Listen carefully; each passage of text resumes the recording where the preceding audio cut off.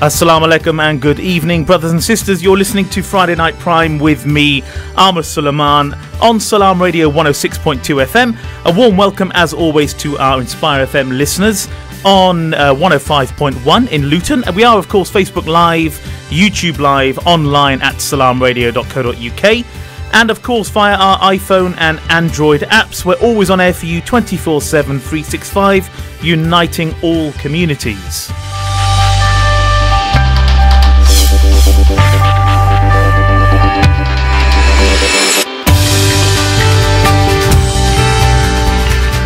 As I always like to remind you, Salaam Radio is all about creating unity and harmony within the Muslim and wider community and delivering the positive message of true Islam, inshallah, and promoting peace and harmony.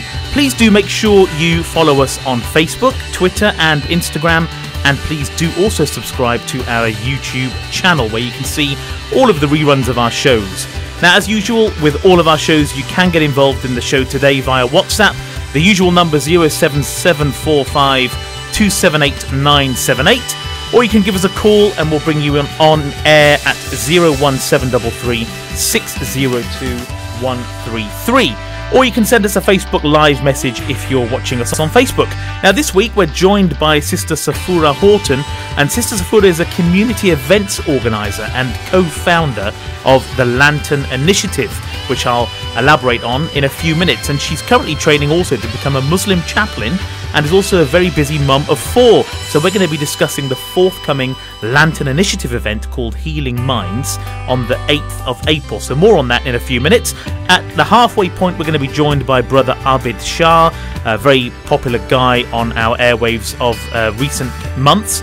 And he is, of course, with Human Appeal. And he's going to be sharing updates on their projects and causes and to discuss the emergency appeal for Syria tomorrow on Salaam Radio at 4 p.m. So all that's to come after this from Wagas, and then we'll be with Sr Safura, inshallah, in a few minutes.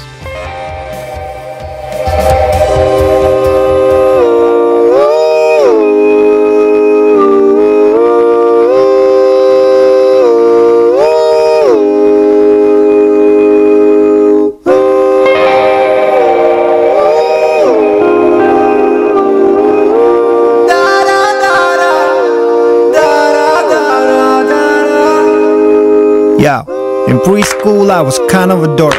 The other kids were like, why is it you can't eat pork? I wasn't good at sports, so I never got picked. And what's up with the kebab on the rye bread? Ew, that's sick. We didn't celebrate Christmas at home, so I danced around the prayer rug in my room alone. When Ummi said, beta, go pray your salah, I used to sit on the rug with a comic book on the side. I mean, life was pretty okay, a little confusing at worst. More like a blessing, nothing at all like a curse. I was a little chubby kid, so innocent, just trying to find a balance with one foot in the sink. With one foot in the sink. With one foot in the sink. With one foot in the sink. Yeah, we're striking the pose and we're trying to find a balance in the world so cold. Behold.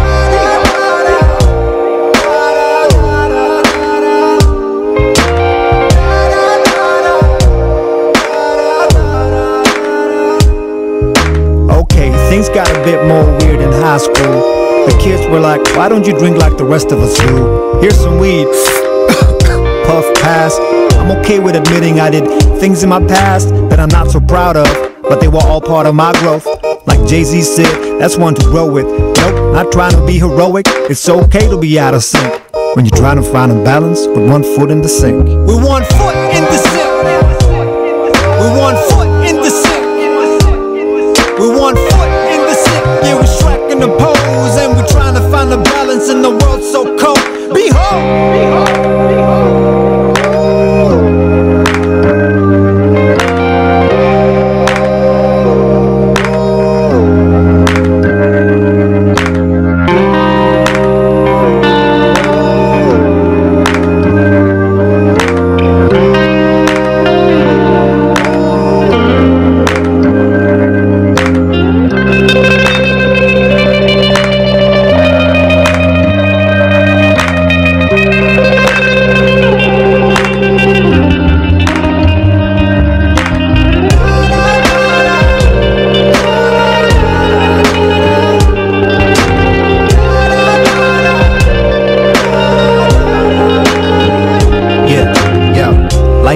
blessing. Life is a challenge. Life is striking a balance between dunya and deen, between the seen and the yet to be seen.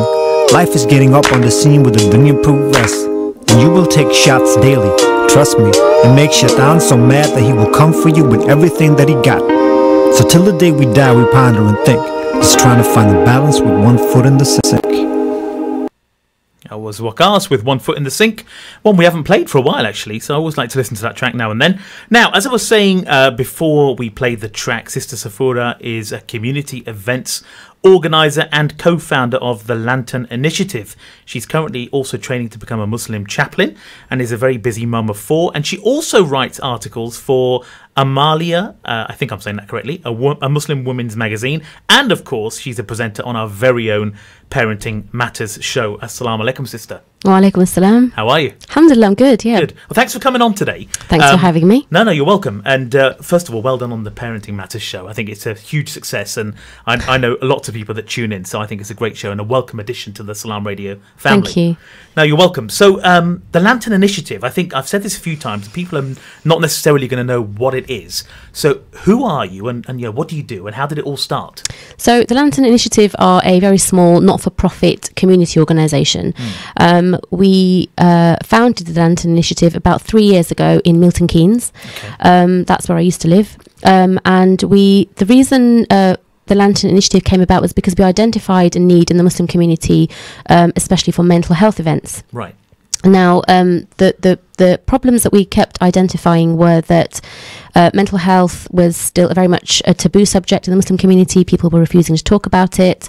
Also, the fact that there were many women, especially after having a baby, for instance, struggling with things like postnatal depression with very little support. Yeah.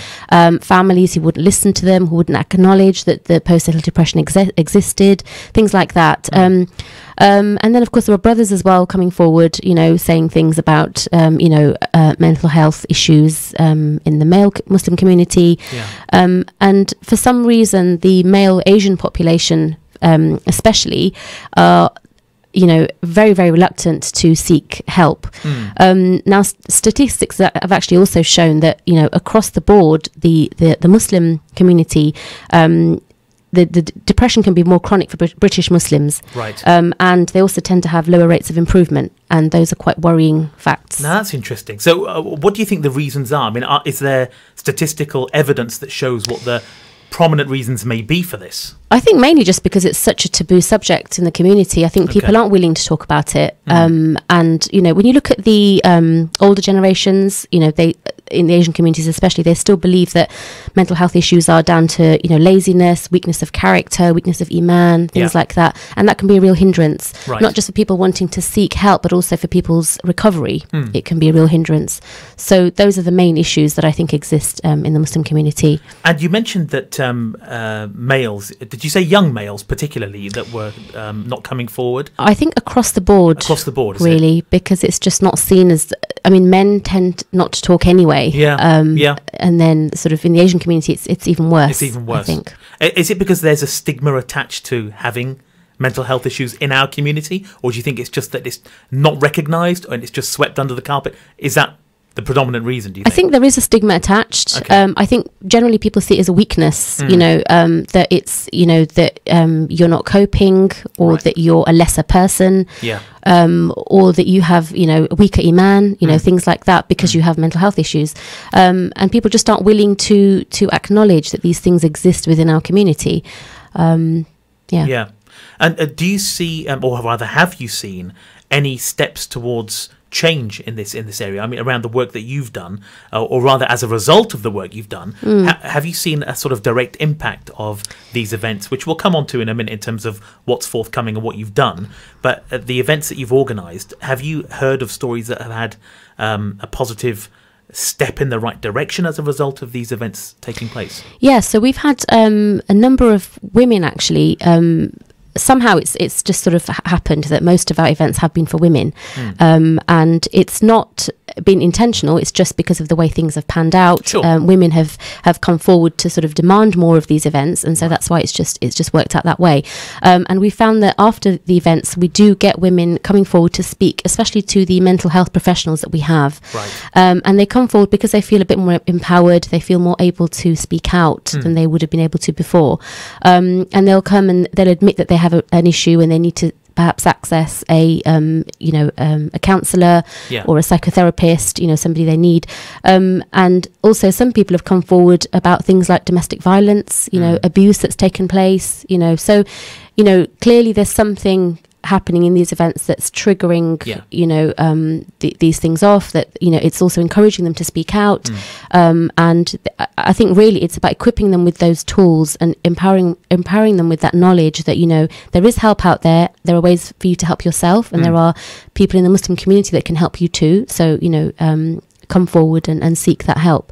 So I think seeing that is very encouraging. It shows that hopefully we're doing something, taking a small step in the right direction. Oh, clearly that's definitely happening. And you talked about domestic violence, and that's a subject that we've talked about at length on Salaam Radio since the outset of the station. And sadly, that's another heavily taboo subject in our community, and also swept under. And I know Salaam Radio has played a part, along with mosques, in developing a training program for council workers at Peterborough City Council with our very own Dr. Shabina and Sheikh Mahmood from Masjid Khadija, and that was very well received. So I think more initiatives like that, along with what you're doing, and in fact we haven't really given much about the event itself, and I think if you could tell us about what one could expect. And first of all, it's on the 8th of April. It is. At the Orton Hall Hotel. Yep. And it's 2 till 6 p.m, I think. It is. Could you tell us about speakers and what people can expect from this event? Yep. So Healing Minds, as you've said, it's going to be on Sunday, the 8th of April. It is for women only. Yeah. It is actually open to women, all women, regardless of faith, background. It's not just because it's been organised by Muslims and we have Muslim speakers. It's not actually just for Muslim women. Okay. Another point I want to make is that it's not just for people suffering from mental health issues. Okay. So it could just be that you want to come along just to learn a little bit more about mental health and well-being. It could be that you want to help somebody else in your life, perhaps a loved one, a friend, a relative. Yeah. Because we're going to be speaking as well about how to look out for the signs. So if there is someone around you who perhaps needs that support and that help, who might have some mental health issues, we'll be talking about how you can help those people. So I think we're trying to move away from, just because it's got mental health in it doesn't mean it's for people with mental health problems. Okay. It's for everybody. We've also got a number of professionals actually coming, health professionals coming along just to hear these speakers. I think we're actually very fortunate that we've got, these amazing, talented women coming, 3 of them coming from London actually. Okay. And to find this many professionals under one roof, I think it's quite a rare opportunity to, not to miss really. So I hope that, we'll be able to encourage more women to attend. There'll be discussing topics like depression, anxiety, a little bit about trauma, not a huge amount, but mainly we'll be covering postnatal depression, maternal mental health, the things that you can do to help yourself. So we'll be talking a little bit about things like baby massage, for instance, and how that can help aid the recovery of a mum who might be going through baby blues or postnatal depression, as it's known. And then we'll be covering some of the cultural barriers. Obviously, this is a huge minefield. There's so many cultural barriers, but of course we can touch upon that subject a little bit and talk about a few of the barriers that exist in the Muslim community. And then we'll be going on to talk about the coping mechanisms, some of the natural therapies. We've got Wajiha Amin, who is actually a wellbeing expert and a life coach. Now, she's also a trained NLP practitioner. Which is neuro-linguistic program. That's it, and so she'll be talking a little bit about that and how that can help people. Now, what we're trying to move away from is people taking antidepressants as a first sort of treatment for mild to moderate depression. So, we're trying to equip people with the knowledge that, you don't have to run to antidepressants if you are struggling with your mental health, or you're feeling a little bit anxious, or you're struggling a little bit. There are lots of other things that you can try, that you can explore, that you can look into. There are people out there that can help you look into these things, because often, antidepressants aren't a great solution, especially not as a first sort of step into recovery. So is it, sorry to cut you off, just quickly, so is it more of a I suppose it's an educational thing, isn't it? Because you're letting people know that there are alternative options out there, because most people would automatically assume that antidepressants is the first and only course of action. Yeah. So you're letting them know that this is not there are other options. That's it. And healthier ones. Yes, exactly. Okay. And it's not just about the work we're doing. I mean, when you look across the board, there've been recent news articles as well that show, that people who are more sociable or who talk more or who socialise more have better mental health, So it's about exploring the things that work for you, Right. and looking at ways that you can, perhaps just getting out, getting a bit more fresh air, getting a bit of exercise, improving your diet, things like that. And they're very basic, very simple steps that all of us can incorporate into our daily lives. And sometimes it can be something as simplistic as that, that can help turn around your mental health. Sometimes, and I'm not saying that antidepressants shouldn't be explored, because obviously there is a time and a place for medication as well, and in some cases it's very much needed. Yeah. But this stigma that that if you have depression you will be on antidepressants is incorrect, and we're trying to move away from that. Right. And we're trying to educate people more on what else is available out there. Oh, that's fantastic. And it sounds like in the space of, it was 4 hours, isn't it, 2 to 6, you're covering a lot, and you're coming at it from all angles. It's not, as you said, it's not just a mental health focused session. Yeah. And I think that's fantastic. So I know we were talking off air, you've done this twice in Milton Keynes and once in London. We have. And has it been the same format, or are you experimenting with something new this time? Or is it? It's been exactly the same format. Okay. So the first time we did Healing Minds, it was in Milton Keynes, and we had 70 places, and the event sold out. And it was the first time we did it, and we were very apprehensive actually about how it would be received. Yeah. And it was incredible, actually. The people that came forward and the feedback we received was amazing. And at that time, we had requests from other places like Birmingham, Manchester, Right. to say, could you hold an event in our cities as well? Okay. Now, us being a very small team, Yeah. How many is the team? there are 3 of us Okay. currently, 2 in Milton Keynes and myself in Peterborough. Right. So Okay. very small. Yeah. But we are looking to expand our team as well. So if Good. there are any listeners out there who want to get more involved in mental health, Yeah. and especially if you're a professional and you'd like to offer workshops and things like that, then definitely do get in touch. And But how can they get in touch with you? So we've got a Facebook page, The Lantern Initiative. We're also on Instagram as The Lantern Initiative. Okay. You can also call on 07821574475. That's also the number to call if you're wanting to book a ticket for the event. And tickets are selling quite fast, aren't they? I think you've only got a few left. They so, are. Yeah. We've got 16 left. Okay. I have to say I'm very pleasantly surprised, because obviously being very new to Peterborough, I didn't know what to expect here, and I was trying to replicate what we did in other areas, because I knew that we also attract people from outside. It's not always the town that we're having the event in. Sure. Subsequently, that's exactly what's happened. We have had actually about 8 or 9 bookings from Leicester. Yeah. We've got a number of sisters coming from London and various other places. I suppose that's got a lot to do with the fact that events like this are so few and far between. Yeah. And there's clearly a demand for it. And so if people are prepared to travel an hour or two to come to an event like this, it says a lot about the demand, I would say, doesn't it? I think so. Yeah. I think also there's this view that, and I know this from speaking to different Muslims, at various events, that sometimes when non-Muslims are speaking at you about mental health, it can be received differently to when a Muslim is speaking to you. Right. And I'm not entirely sure why that is, but I guess more because Muslims are more in touch with your faith. They understand your cultural mindset a bit better. Sure. They know about your traditions, about the obstacles that you might be facing in your life. Yeah. Whereas when you speak to a non-Muslim professional, not to say that they can't help you, but sometimes there are barriers. Sometimes there are issues that they may not understand. And so this was the reason why we've developed this model of event where we invite a whole panel of Muslim speakers who are very much aware of the issues that are faced by the community, and also they're aware of issues that arise from having parents from perhaps the Asian subcontinent, other countries, who perhaps don't have the same level of knowledge that perhaps somebody born in the UK may have on mental health. Right.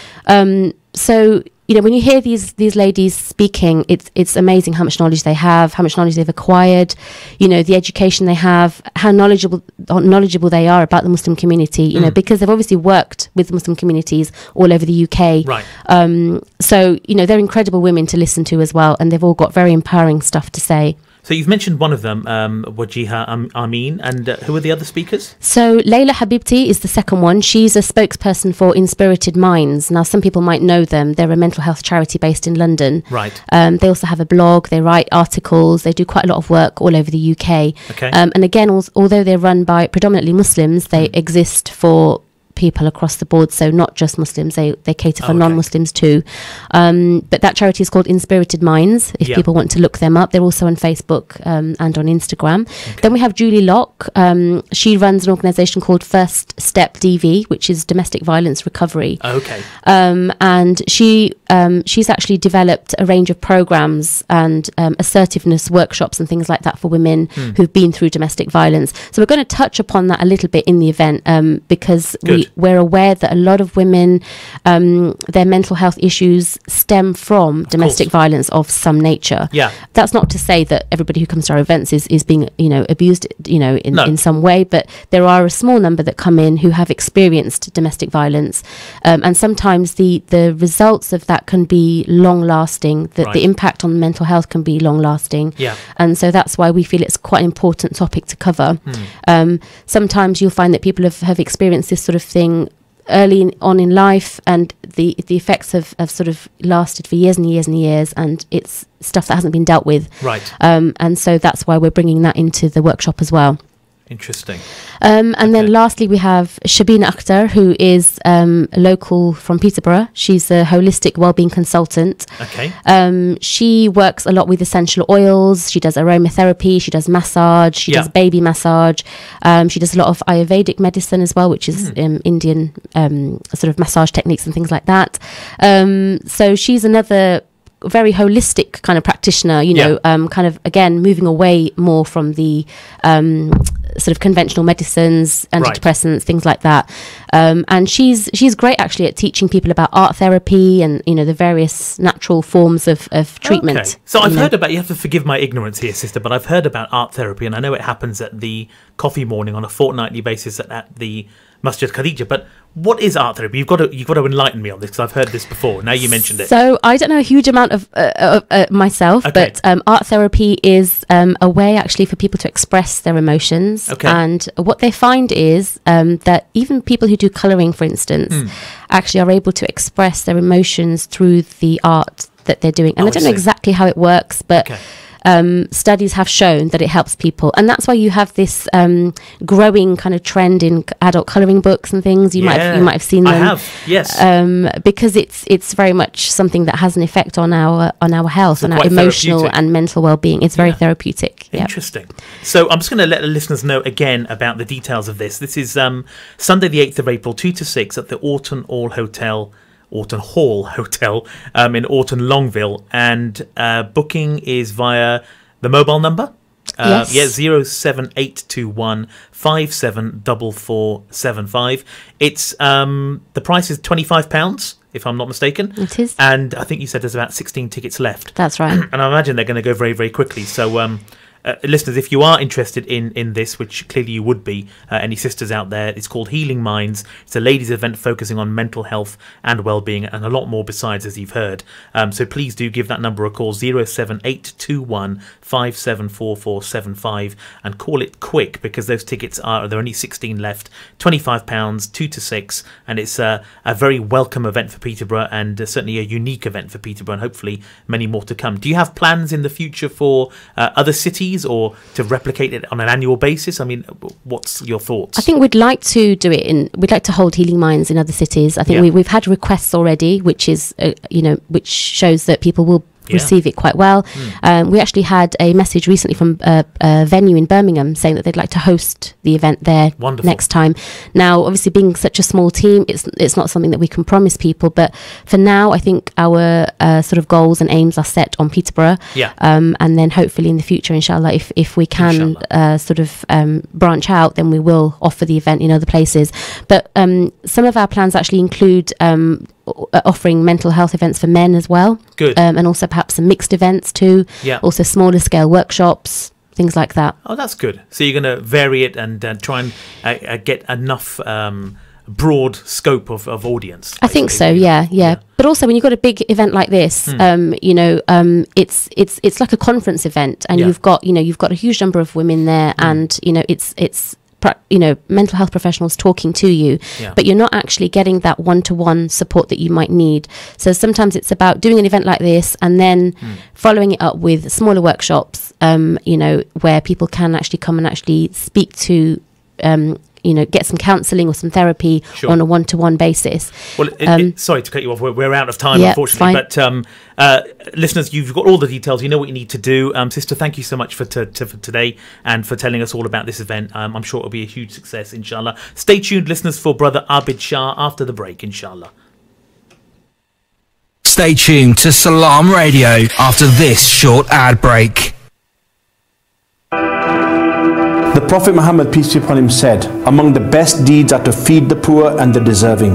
By the end of this message, 6 people will have died of starvation. With your help, we can deliver life-saving aid. Just £1 can provide a life-saving meal for someone in desperate need with Penny Appeal's Feed Our World program. Call 03000 11 11 11 now or visit www.pennyappeal.org. Penny Appeal. Small change, big difference. Is your child spending too long on their tablet or games console? Are they getting enough exercise? How about introducing them to wrestling? Forthcoming Freestyle Wrestling Club is the only wrestling club in the Peterborough area registered to the British Wrestling Association.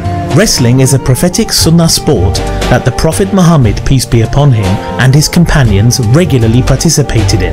Wrestling at a young age helps with flexibility, fitness, self-confidence and teamwork. Our sessions are taught by a top British wrestling coach with over 20 years experience. Every Monday and Wednesday at the Gladstone Park Community Centre on Borge Boulevard, 5:30 to 6:40 p.m. for ages 4 to 7 and 6:45 to 8 p.m. for ages 8 to 13.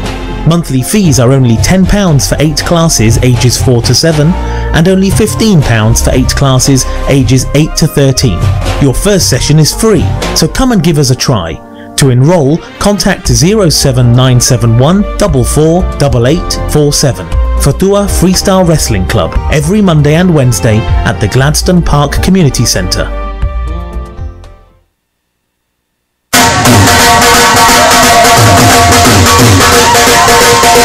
क्या आप अमार food store आ चुके हैं? अगर नहीं तो जनाब तशरीफ ले आइए और हमारी स्पेशल ऑफर से फायदा उठाइए। A great range of products on groceries, vegetables, fruits, आटा, चावल, दालें, ड्रिंक्स, हलाल मीट के अलावा और बहुत कुछ, यानी एक ही छत तले सब कुछ। अमार फूड स्टोर फ्री पार्किंग के साथ साथ कार्ड पेमेंट एक्सेप्ट करते हैं और आपको फ्री डिलीवरी सर्विस की सहूलत भी फराहम करते हैं। हमारे यहाँ बिल्स पेमेंट और मनी ट्रांसफर की सहूलत भी मौजूद है। अमार फूड स्टोर एंड हलाल meat, 613B Lincoln road, Triangle, Peterborough, या फिर फोन कीजिए 01733-687374। अमार फूड स्टोर, मयार का नाम, मुनासिब दाम। Feel like some great tasting chicken tonight? Great meal deals, wraps, burgers and sides. We've got it all at Chicken Palace. Call and collect at 302 Lincoln Road on 01733 702 447 or 8 Park Road on 01733 343750. Chicken Palace, open 11 a.m. till late.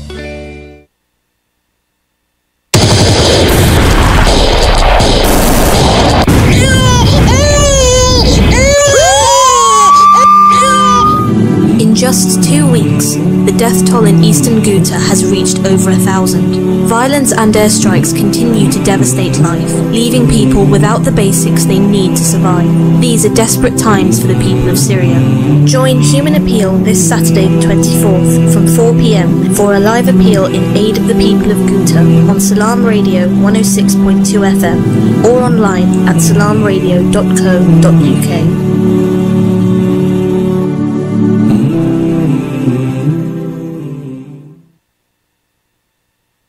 Gems and jewels, wise sayings, interesting events, and moral lessons from Islamic history. The first university. The first university in the world was the University of Qarawiyyin. This is Salaam Radio, Peterborough's Muslim community radio, broadcasting on 106.2 FM and online. Assalamu alaikum listeners, welcome back to Friday Night Prime with me, Ahmed Suleiman. I hope you enjoyed our first half with Sister Safura Houghton, who of course presents the wonderful show Parenting Matters, but she was in her capacity today as one of the founders of the Lantern Initiative. I implore any sisters out there to please attend this very worthwhile event. Just once again, it's on Sunday, the 8th of April at the Orton Hall Hotel in Orton, Longville. Many speakers and many topics to be discussed.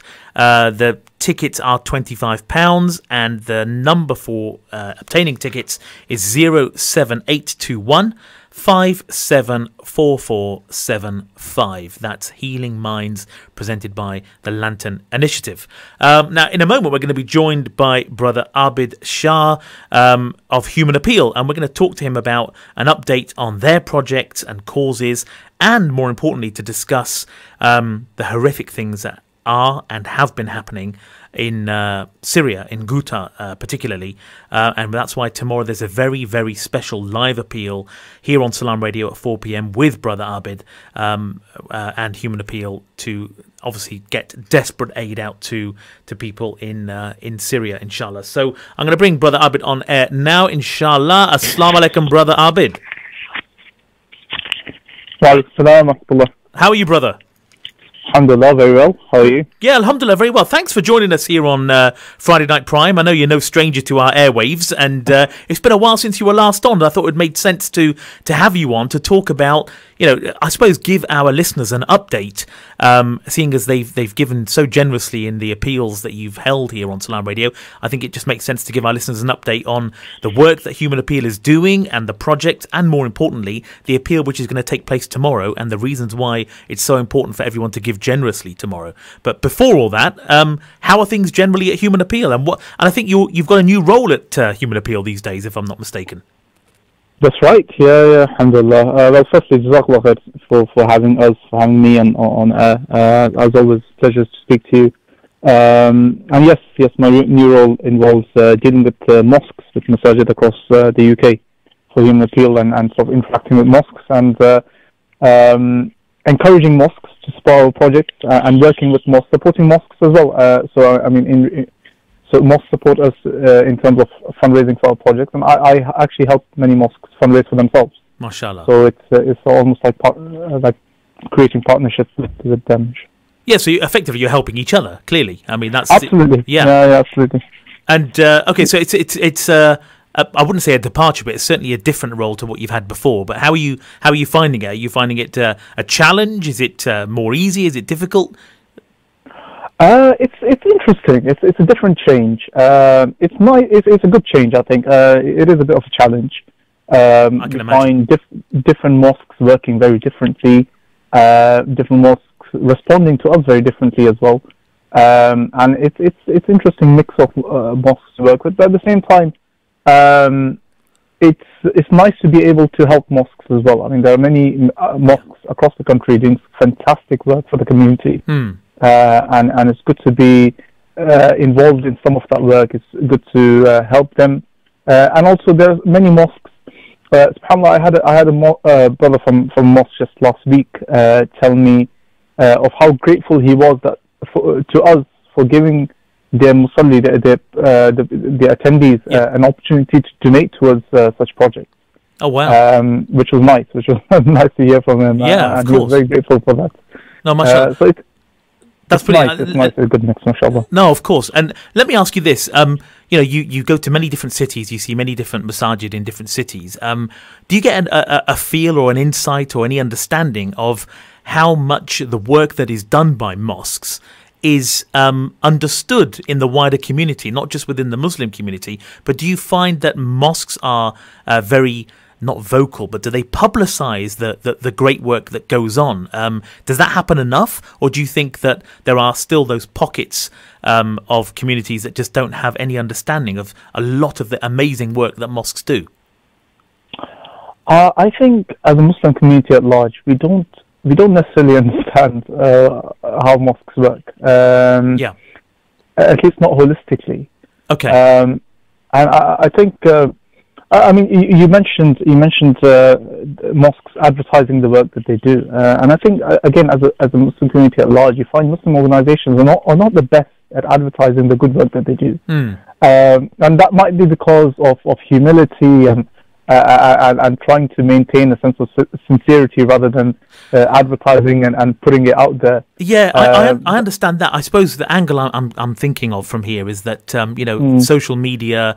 Most mosques have a Facebook page, and I suppose the reason I would like to see personally more mosques publicise the work that they do is just in a bid to get the wider community, i.e. non-Muslims, people of other faith and no faith, to understand the work that that the Muslim community does, just in a bid to maybe break down a few barriers. I suppose that's the angle that I'm trying to think. No, absolutely. I mean, I completely agree with you. I think mosques should do better in terms of advertising their work, because some of these mosques are doing fantastic work. I mean, the number of weekly food being provided to the homeless, even other local projects for the youth.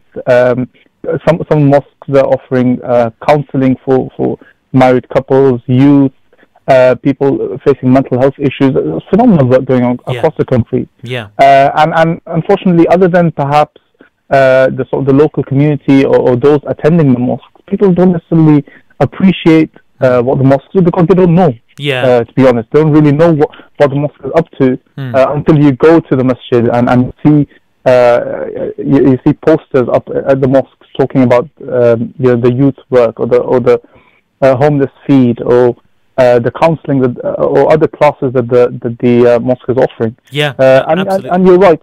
It would be great to see mosques do more in social media and perhaps interact better with the wider community, just to let the wider community know that, look, this is the kind of amazing work that we're involved in. Yeah, and now of course the MCB initiative, the Visit My Mosque initiative is growing year on year. I think this year there were over 150 mosques. It could even be more than that took part, and that's one amazing way of getting people in the door, as you say, to explore the mosque and then see for themselves the amazing charitable and social action work that takes place in the mosques. So yeah, more of those kind of initiatives I think are definitely needed. But we've digressed a little bit, which is great, because I think it's important to have conversations like this.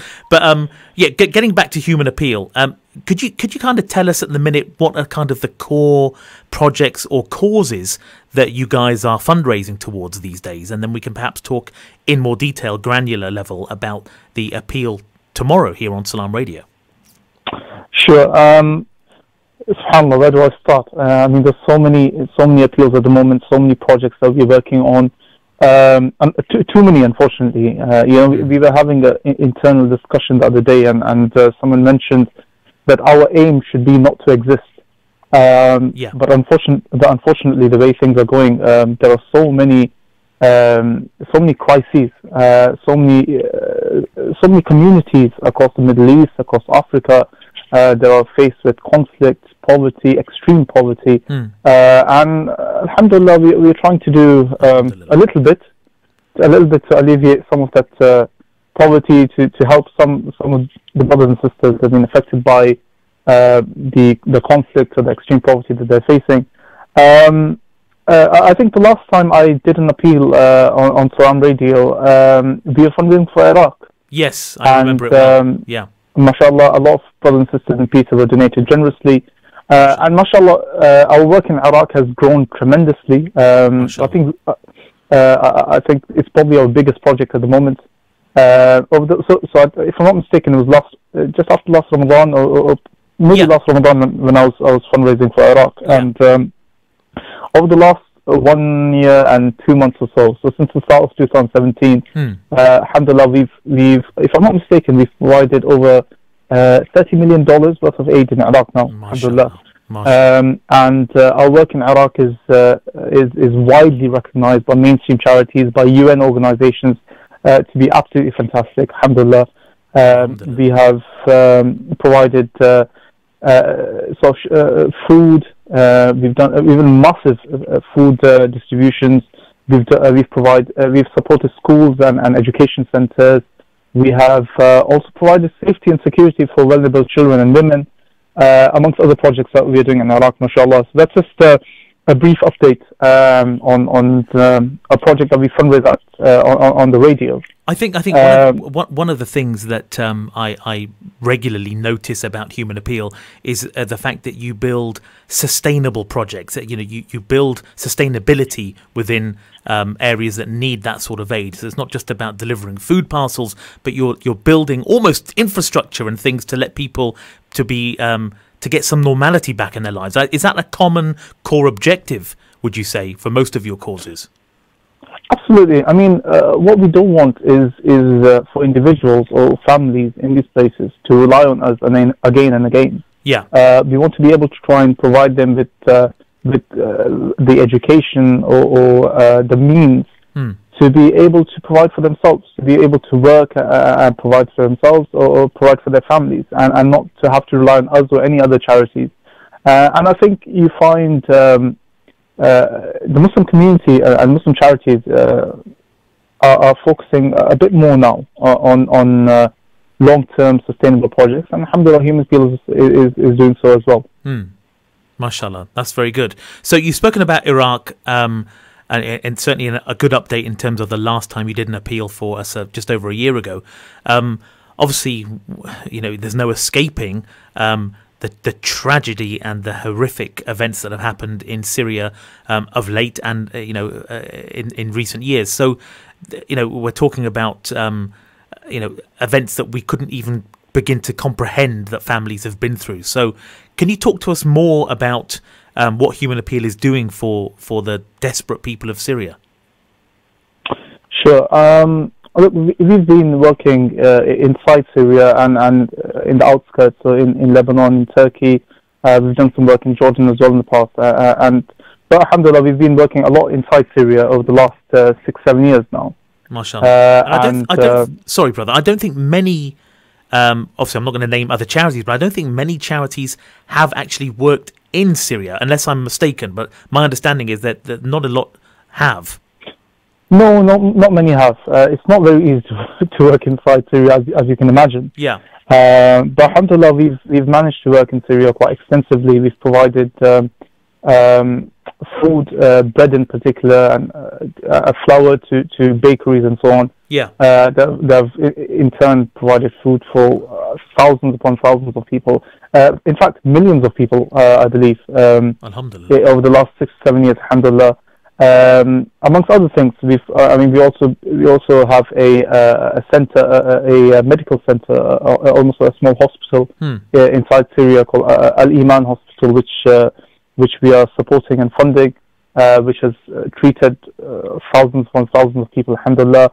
And the work continues. Unfortunately, the need is ever existing in Syria. And as you mentioned, the crisis of Syria just seems to be getting worse and worse. Yeah, it really is. It really is. So, you have this appeal tomorrow here on Salaam Radio, I think starting at 4 p.m, inshallah. The people of Peterborough, we've seen it time and again, mashallah, alhamdulillah, they're very generous here in Peterborough. For those that we're asking and pleading to make generous donations tomorrow, what particularly will the aid be used for in this instance, for this appeal? Can you give more detail as to where their money will go? Yeah, of course. So, as we all know, and as you mentioned just a while back, the crisis of Ghouta, Eastern Ghouta, which is all over the news, all over social media, it's basically everywhere now, and has been for the last 3 or 4 weeks. Yeah. Where I believe 1,700 people have been killed just in the last 40 to 50 days. Which is around 40 people per day. They're dying on a daily basis in this region.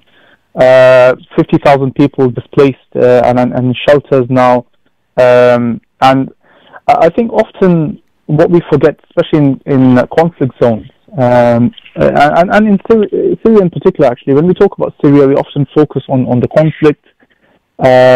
And we limit the problem in Syria to the conflict. But then what happens as a result of the conflict is extreme poverty. And And we can talk about the numbers of people who have died, and which is subhanAllah, the numbers just keep adding up every day. But as a result of those deaths, you have families who've lost a wife who's lost a husband, children who've lost their father. They have no source of income, and within a few days, within the week, they're in extreme poverty. They have no food to eat. They have no access to clean water. They're fleeing. They're walking for miles upon miles in search of refugee camps, in search of food, in search of water. SubhanAllah. And this has become so common in Syria that over 12-13 million people have been displaced. And a lot of these people have fled and in search of food, in search of water, and you have the most heartbreaking stories. And the same is happening now in Ghouta, where people are trying to flee the conflict. But unfortunately, although tomorrow's appeal will focus on Ghouta mainly, even other parts of Syria which perhaps are not on the news that we don't know about. For example, Idlib. Idlib is absolute chaos at the moment, even though it's not on the news. There are lots of problems in Idlib, and in northern Syria there are problems, and there's conflict, and you have different factions using cities as their battlegrounds, essentially. So the problem continues. As I mentioned, Ghouta has been all over the news over the last month, and rightly so. Yes. With thousands being killed, thousands displaced, people suffering from medical conditions like diarrhea and respiratory infections, a lack of medical supplies now as well. Medical supplies are running out, in fact, in Ghouta. And of course, no food, or very little food access, very little access to clean water. And alhamdulillah, we've been able to provide, the donations so far, and the generous donors across the country have been able to contribute towards the provision of bread and hot food to our brothers and sisters in Ghouta. And we aim to continue that. And even though it's quite basic, it's for some of them it may literally help them survive. Yeah, of course. And brother, let me try and get an understanding for our listeners in terms of, we've heard stories of how difficult it is for charities to deliver aid in Syria. I mean, what sort of challenges do the likes of Human Appeal face on a daily basis? The people that are on the ground. I mean, what sort of issues arise? What sort of hindrances are there to stop you from doing work as maybe efficiently as you'd like? Well, quite simply, I think the team on the ground is literally trying to survive. I don't know how else to put it. I mean, we've had, for example, this is obviously a different country. In Yemen, last year, 2 years back, we actually had a member of staff on the ground who was killed in an airstrike. So these are people in Syria who are putting their life on the line, trying to provide food and aid to brothers and sisters in need. Sorry, I don't know if it was an airstrike, but there's an individual who was killed in Yemen who was working for us on the ground. Wow. But there's the same things happening now in Syria, where we have members of staff who lost family members, who already lost family members, and who are putting their life on the line to try and provide aid to literally the most needy. And really, these people are heroes. I don't know how, there's no other way to put it. They're genuinely heroes who put their life on the line, who have gone way and beyond, and in situations that you and I can only imagine. But alhamdulillah, as I mentioned, it hasn't been easy, but our work has continued, and alhamdulillah, we've helped millions of people, and I'm really proud of our work in Syria over the last 6-7 years, and inshallah, with the help of generous donors like the brothers and sisters in Peterborough, considering how they've supported us in the past, we hope to continue. Inshallah, we hope to continue helping our brothers and sisters in need. Inshallah, and we hope to be of some assistance to them. As I mentioned in Ghouta, Alhamdulillah, we've already provided approximately 7,000 people with bread. We've provided around 4,000 people with access to hot food as well. We want to continue that, inshallah. Yeah. And tomorrow's appeal will be focusing mainly on those things, inshallah. MashaAllah, brother, that's amazing. It's always great to get an update from Human Appeal with the amazing work that is being done. And may Allah reward these heroes that you speak of. Ameen. I mean, they're doing amazing work. They, like you say, we can only imagine and we can't comprehend what it must be like for them to be doing such amazing work in such horrific conditions, quite frankly. Brother Abid, it's always a pleasure to talk to you, and thank you so much for joining us this evening. We look forward, of course, to welcoming you tomorrow afternoon, and I know our listeners will dig deep and give very generously for, I mean, how can they not, for such an amazing cause. And we've all seen on our screens, from the comfort of our homes and with food in our stomachs and shelter, we've all seen just exactly what is happening out there. So it was just a no-brainer for us to dig deep and give what we can tomorrow, inshallah. So listeners, this is at 4 p.m. tomorrow here on Salaam Radio. Of course, the usual platforms, FM 106.2, salamradio.co.uk, the apps, Facebook Live, YouTube Live, etc. And Brother Abid will be your host for the appeal, inshallah, tomorrow. Brother Abid, thank you so much, and we look forward to welcoming you here tomorrow, inshallah. Inshallah, looking forward to it, inshallah. Assalamu alaikum, my brother. Wa alaikum salam. Brother Abid there, doing amazing work with Human Appeal, and we've seen this time and time again, and it's very easy to turn a blind eye. It's very easy to watch the TV with food on our laps and enjoying our warm homes, and yet we are saddened and disheartened by what we see happening to the men, women, our brothers and sisters, and our children in Syria. So please, listeners, tomorrow is a very important appeal. Please mark your diaries or set your alarms. 4 p.m. tomorrow, Human Appeal will be here live on Salaam Radio with an extremely crucial appeal for the people of Syria. So please do tune in for that and give extremely generously, please. Please do dig deep for this one, inshallah. I'm going to play a quick track now from Saif Adam. This is one of my favourites, Invincible. And then we'll end the show in the usual way with the community announcements, inshallah. In the meantime, just enjoy this.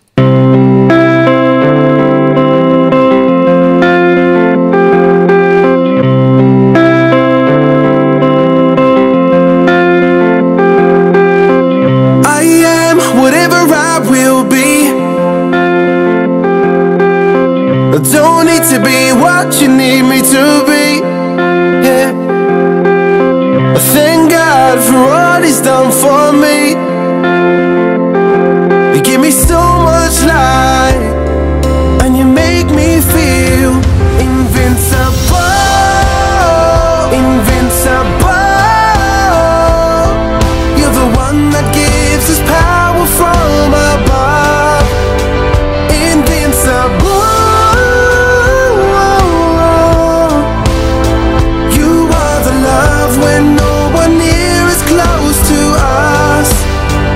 Alhamdulillah, Alhamdulillah.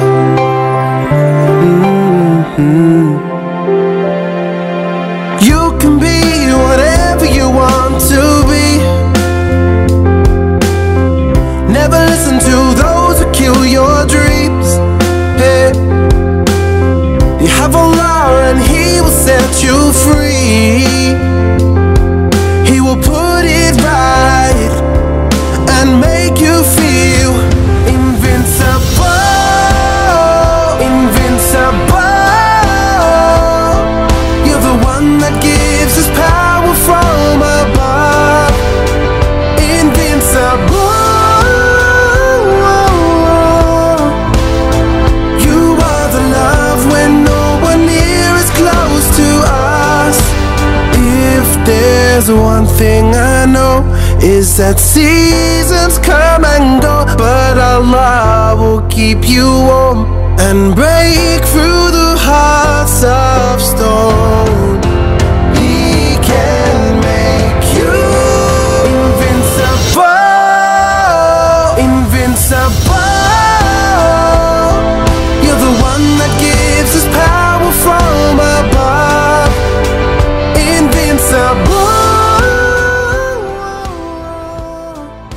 Just time, brothers and sisters, while we've got a few seconds of the show left, just to quickly remind you of a couple of things. We've got the Penny Appeal Fun Day happening on Saturday the 31st of March. That's 12 till 5 p.m. Mark your diaries. We've got food, bouncy castle, henna, clothes, raffle and much more. Free entry, everyone welcome. Gladstone Park Community Centre, of course, on Borj Boulevard. So please do bring your families along for that. This is in aid of building water wells in Pakistan together with Penny Appeal, and this is the Family Fun Day. So please do make all efforts to attend that. Once again, 12 to 5 p.m. Saturday the 31st of March during the Easter holidays. Jazakallah khair for listening. I'll be with you in 2 weeks' time, inshallah. Assalamu alaikum. He is there in every tear that falls, in every smile that shows. Allah is Stay all tuned us. to Salaam Radio after this short ad break. But Allah has already planned my destiny. Sadly, millions of orphans living in the poorest countries lack the necessary support for a healthy childhood.